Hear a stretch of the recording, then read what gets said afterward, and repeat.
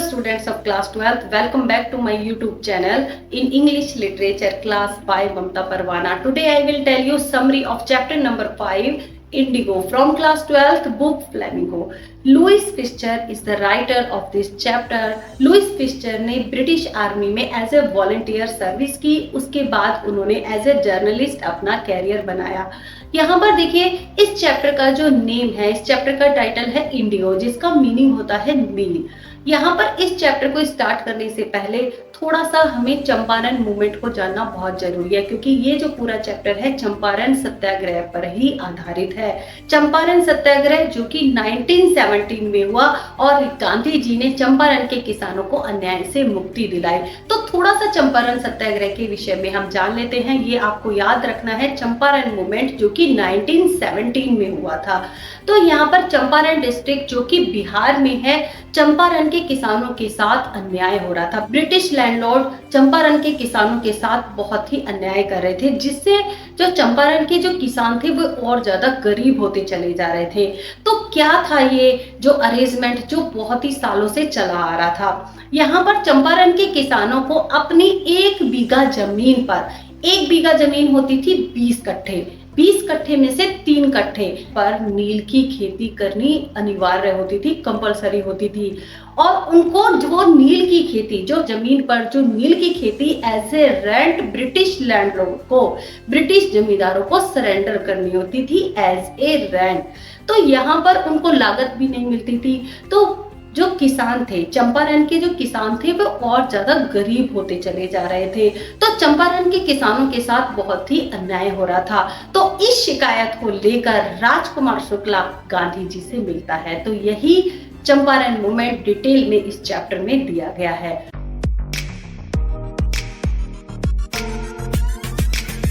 तो यहाँ पर राजकुमार शुक्ला गांधी जी से मिलने लखनऊ पहुंचता है, क्योंकि किसी ने उनसे कहा था कि चंपारण के किसानों के बारे में, जो इनजस्टिस उनके साथ हो रहा है उसके बारे में आपको गांधी जी से बात करनी चाहिए.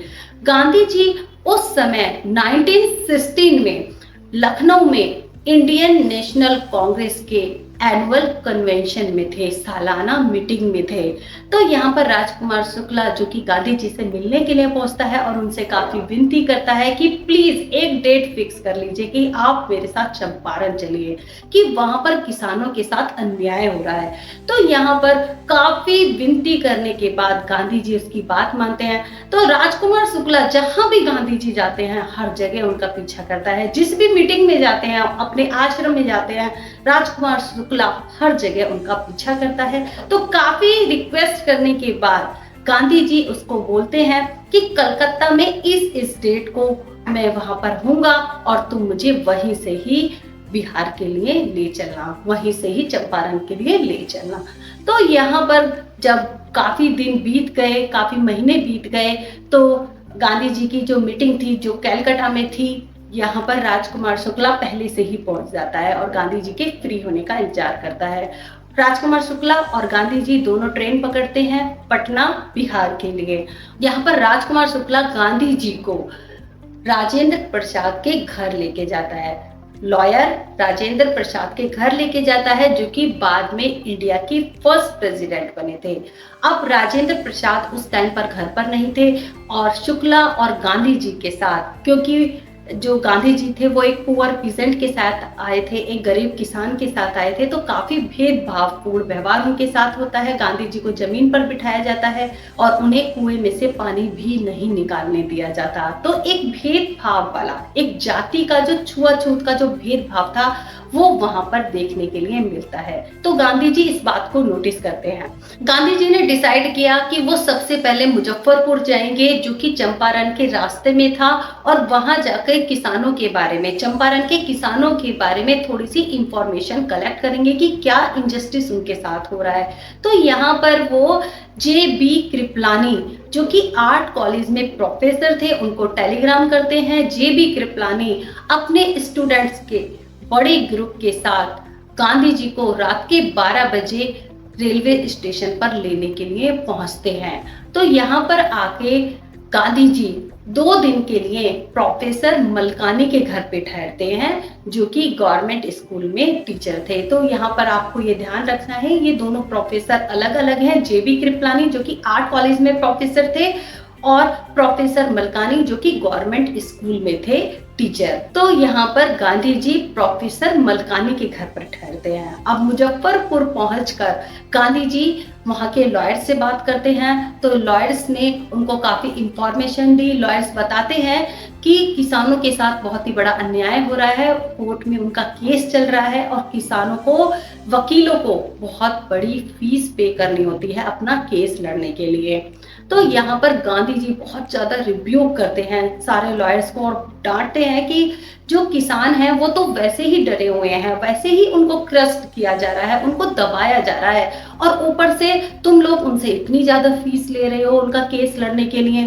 तो यहाँ पर गांधी जी कहते हैं कि सबसे पहले तो जो ये कोर्ट में जो केस लड़ रहे हैं, इस केस को लड़ने से कोई फायदा नहीं है। असली रिलीफ इन किसानों को जब मिलेगा जब इनको डर से मुक्ति मिलेगी, क्योंकि किसान काफी डरे हुए थे और काफी उनको दबाया गया था, उनके साथ इनजस्टिस किया गया था। गांधी जी लॉयर से बात करके काफी सारी इंफॉर्मेशन चंपारण के बारे में कलेक्ट करते हैं। तो उनको पता चलता है कि चंपारण डिस्ट्रिक्ट को 2 लार्ज स्टेट में डिवाइड किया गया है, और यहाँ पर जो ब्रिटिश लैंडलॉर्ड हैं, जो इंग्लिश जमींदार हैं, वो कौन है? अंग्रेज हैं, और उनकी जमीनों पर, सारी जमीन पर ब्रिटिश लैंडलॉर्ड ने कब्जा किया हुआ है, और उनकी जमीनों पर भारतीय किसान खेती करते हैं। और भारतीय किसानों को नील उगाना होता था, इंडिगो की खेती करनी होती थी, और उस पूरी खेती को as a rent British landlord को सरेंडर करना होता था।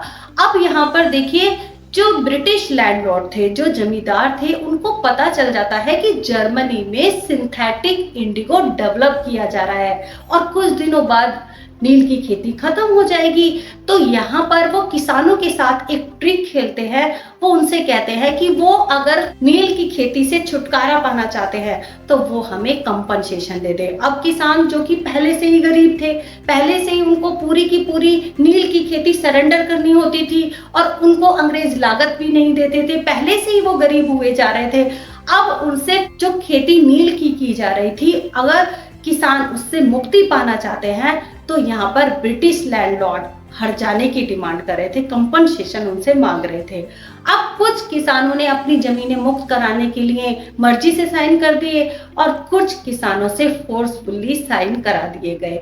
अब जैसे जैसे किसानों को ये बात पता चलती है कि जर्मनी में सिंथेटिक इंडिगो डेवलप किया जा रहा है, क्योंकि किसान बेचारे इलिटरेट थे, उनको इतनी नॉलेज नहीं थी, लेकिन ये बात जैसे जैसे फैलती है और किसानों को पता चलता है, तो जो पैसे उन्होंने एज ए कंपनसेशन ब्रिटिश जमींदारों को दिए थे, अब वो अपने पैसे वापस मांग रहे थे। तो यही इनजस्टिस किसानों के साथ हो रहा था चंपारण में। ठीक है, ये चीज आपको ध्यान रखनी है, इस पर क्वेश्चन जरूर पूछा जाता है, तो ये चीज आपको याद कर लेनी है। अब गांधी जी चंपारण पहुंच जाते हैं। वहां जाके वो ब्रिटिश लैंडलॉर्ड एसोसिएशन के सेक्रेटरी के पास विजिट करते हैं और उनसे कुछ इंफॉर्मेशन मांगते हैं।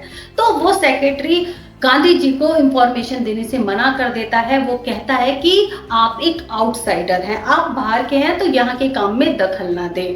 तो यहाँ पर गांधी जी त्रिहूट में, जो कि चंपारण जिसके अंदर ही आता था, चंपारण डिस्ट्रिक्ट त्रिहूट के अंदर ही आता था, तो गांधी जी त्रिहूट में ब्रिटिश ऑफिशियल कमिश्नर से मिलते हैं, और वो कमिश्नर गांधी जी को धमकी देता है और तुरंत त्रिहूट छोड़ने के लिए कहता है। लेकिन गांधी जी नहीं छोड़ते और वो अपने प्रोसेस को आगे बढ़ाते रहते हैं।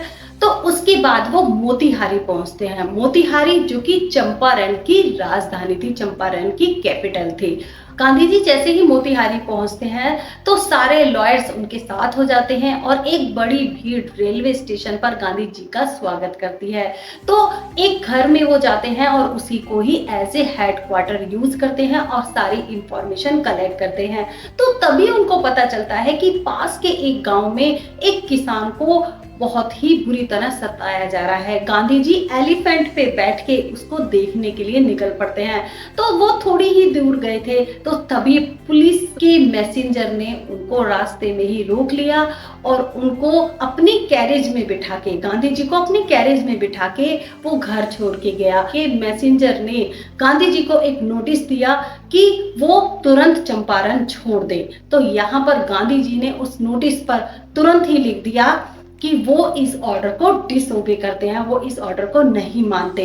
अगले ही दिन उनको कोर्ट से समन आ जाता है, कोर्ट से बुलावा आ जाता है और गांधी जी को गिरफ्तार कर लिया जाता है। तो यहाँ पर गांधी जी पूरी रात जागते रहे, लेकिन सुबह होते होते पूरी मोतिहारी भारतीय किसानों से ब्लैक हो जाती है। भारतीय किसान कोर्ट को चारों तरफ से घेर लेते हैं और वो गांधी जी को देखना चाहते थे कि ऐसा कौन सा महात्मा आया हुआ है जो उनकी हेल्प करना चाहता है। तो यहाँ पर ये जो इलिटरेट किसान थे, ये गांधी जी के साउथ अफ्रीका के रिकॉर्ड के बारे में कुछ नहीं जानते थे, गांधी जी के बारे में कोई नॉलेज भी नहीं थी। बस वो ये जानते थे कि एक महात्मा उनकी मदद करने के लिए आया है, वो खुद भी ट्रेवल में है। अब ये जो किसान है जो कोर्ट को चारों तरफ से घेर लेते हैं और प्रोटेस्ट करते हैं गांधी जी को छुड़ाने के लिए, तो यहाँ पर ब्रिटिश ऑफिसर भी पावरलेस हो जाते हैं और स्थिति उनके कंट्रोल से बाहर हो जाती है। तो वो गांधी जी से कोऑपरेशन मांगते हैं, गांधी जी उनको कोऑपरेट करते हैं और किसानों को शांत कराते हैं। तो यहाँ पर गांधी जी एक स्टेटमेंट पढ़ते हैं कि वो ऐसा नहीं है कि वो कानून को नहीं मानते या कानून का अनादर करते हैं, लेकिन सबसे पहले उनकी ड्यूटी है अपनी अंतरात्मा की आवाज सुना, वॉइस ऑफ कॉन्साइंस, अपनी अंतरात्मा की आवाज सुना उनकी पहली ड्यूटी है। अब कोर्ट में मजिस्ट्रेट अनाउंस करते हैं कि गांधी जी को 120 मिनट्स के अंदर ही विदाउट बेल छोड़ दिया जाता है, उनको रिलीज कर दिया जाता है और अब गांधी जी चंपारण में कहीं भी घूमने के लिए स्वतंत्र थे, उनको कोर्ट से इजाजत मिल जाती है, चंपारण में वो हर जगह घूम सकते हैं। अब गांधी जी अपने प्रोसेस को आगे बढ़ाते हैं। यहाँ पर राजेंद्र प्रसाद, ब्रिज किशोर, मौलाना मजरूल हक, ये सभी बड़े बड़े लॉयर्स गांधी जी के साथ हो जाते हैं और गांधी जी का साथ देने का निश्चय करते हैं। वो कहते हैं कि अगर गांधी जी जेल भी चले गए ना तो वो उनके पीछे पीछे जेल भी जाएंगे।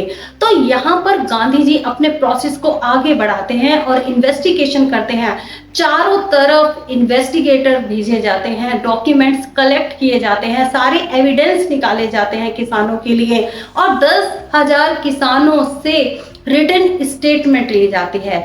अब यहाँ पर गांधी जी लेफ्टिनेंट गवर्नर के साथ 4 बड़े बड़े इंटरव्यूज करते हैं। तो उसका रिजल्ट आता है कि एक ऑफिशियल कमीशन इंक्वायरी बिठाई जाती है जिसमें एक साइड होंगे ऑफिशियल कमीशन के लोग जो कि ब्रिटिश से ही रिलेटेड थे और एक साइड होंगे ब्रिटिश लैंडलॉर्ड, वो भी अंग्रेजी थे और किसानों की तरफ से अकेले सिर्फ गांधी जी ही रिप्रेजेंटेटिव होंगे। अब यहाँ पे ये जो ऑफिशियल कमीशन इंक्वायरी बिठाई गई थी उसमें गांधी जी किसानों की तरफ से 50% रिफंड की डिमांड करते हैं। अब यहाँ पर काफी कहने के बाद जो ब्रिटिश ऑफिशियल के लोग थे और ब्रिटिश लैंडलॉर्ड थे वो ओनली 25% रिफंड देने के लिए राजी होते हैं और गांधी जी इस पर डेडलॉक कर देते हैं। गांधी जी मान जाते हैं 25% पे। अब यहाँ पर ये जो किसान थे ये बड़े आश्चर्य में थे कि गांधी जी ओनली 25% रिफंड पर ही मान गए।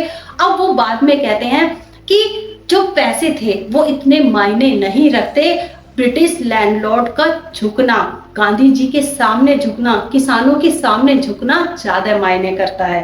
तो गांधी जी बताते हैं कि मनी इतना इंपॉर्टेंस नहीं रखता, यहाँ पर ब्रिटिश लैंडलॉर्ड का उनके आगे झुकना ज्यादा इंपॉर्टेंस रखता है। तो यहाँ पर देखिए फ्री इंडिया की शुरुआत हो चुकी थी और अब जो भारतीय पीजेंट थे, जो शेयर क्रॉपर थे, उनको भी कुछ राइट्स मिल गए थे, कुछ अधिकार मिल गए थे।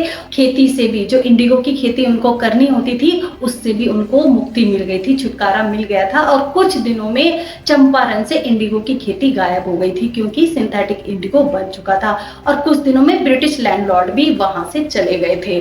तो अब यहाँ पर एक फ्री इंडिया की शुरुआत होती है। गांधी जी ने 1917 में अपना पहला सत्याग्रह, अपना पहला आंदोलन जीत लिया था और यहाँ पर किसानों को भी उस अन्याय से मुक्ति मिली। तो अब गांधी जी चंपारण के लोगों की स्थिति के बारे में जानते हैं। तो यहाँ पर लोगों में बहुत ज्यादा कल्चरल सोशल बैकवर्डनेस थी, एक सामाजिक पिछड़ापन था, लोग बिल्कुल पिछड़े हुए थे, एजुकेशन नहीं थी, हेल्थ इश्यू भी बहुत ज्यादा थी, हेल्थ कंडीशन बहुत ही ज्यादा खराब थी। तो गांधी जी चंपारण के लोगों के लिए कुछ वर्क करते हैं। 6 प्राइमरी स्कूल चंपारण में खोले जाते हैं और वो अपने कुछ दोस्तों को चंपारण के लोगों की मदद करने के लिए बुलाते हैं और वहां पर कुछ डॉक्टर 6 महीने के लिए फ्री सर्विस देने के लिए आते हैं और यहाँ पर चंपारण की स्थिति सुधारने के लिए गांधी जी की वाइफ और उनका सबसे छोटा बेटा भी उनकी मदद करता है। तो इस तरीके से चंपारण की स्थिति को सुधारने के लिए भी गांधी जी ने बहुत सारे वर्क किए। तो यहाँ पर इस चैप्टर की समरी खत्म होती है। अगर इस वीडियो से आपकी स्टडी में थोड़ी सी भी हेल्प हुई हो तो please like, share, comment and subscribe the channel. और इस चैप्टर की लाइन बाय लाइन एक्सप्लेनेशन मैं नेक्स्ट वीडियो में दूंगी। तब तक के लिए गुड बाय।